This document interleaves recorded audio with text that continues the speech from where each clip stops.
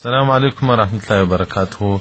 محترم وروره، ختم کول په مړي پسې دا مشروع عمل دی، ځکه ډېر کتابونه راوړي چې تاسې په مړي پسې خیراتونه کوئ. حدیثو کې هم دی راځي او جلال الدین سیوطي رحمة الله علیه وایي په احوی الفتاوا کې وایي چې په درو ورځو کې مستحب دی سړی په مړي پسې هغه خیراتونه وکړي، ځکه د ده د محاسبې ورځې دي. دلته دوې خبر دي، یو پر ختم باندې اجرت اخیستل دي، د قاري هغه حافظ د قرآن دغه ډول معلومي کي سره چې زه ستا د مړي دپاره قرآن وایم 2 روپۍ به راکوې، یو دا صورت دی. په دې کې فقهاو اختلاف دی، بعضې جواز ورکوي بعضې جواز نه ورکوي.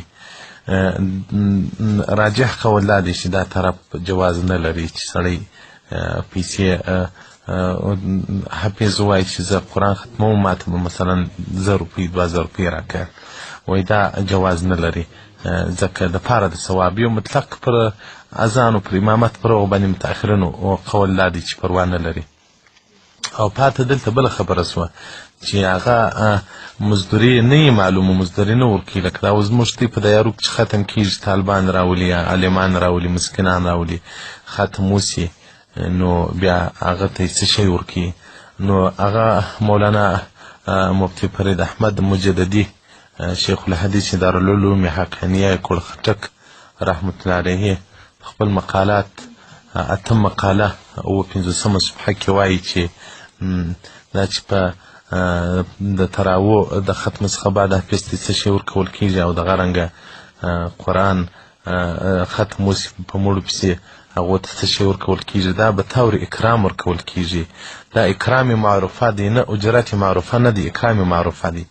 او دغه ډول په ملتقط کې د مولانا عبدالستار رحمة الله علیه صفحه 134 کې وایي چې بعضې علما چې ایمانه بولي وایي معروف کالمشروط، نو دی وایي چې دا معروف فی جانب صلة الله الاجره. دلته معروف کالمشروط هغه په اجرت کې نه دی، په صله کې دی. او پس بریقه شرح ترکیه محمدیه باندې حواله ورکوي، هغه صفحه 270 جلد 3 هغه وایي دلته دا اکراما ورکول کېږي. نو دلته دغه معروف کالمشروط دا یا دغه اکرام معروف دی، اجرت یې نه دی معروفه. نو هیڅ پروا نه لري که هغه عالم روپۍ واخلي که مسکین واخلي، په دې کې څه مشکل نشته. او بعضې تندروه خلک هغه دې ته حرام وایي، هغه نو زموږ د دیوبند د مسلک څخه خلاف ورزي ده، ځکه مولانا فرید احمد رحمة الله علیه هغه د غټو علماو د دیوبند څخه دی. نو الله دې وکړي چې دومره کفایت وکړي.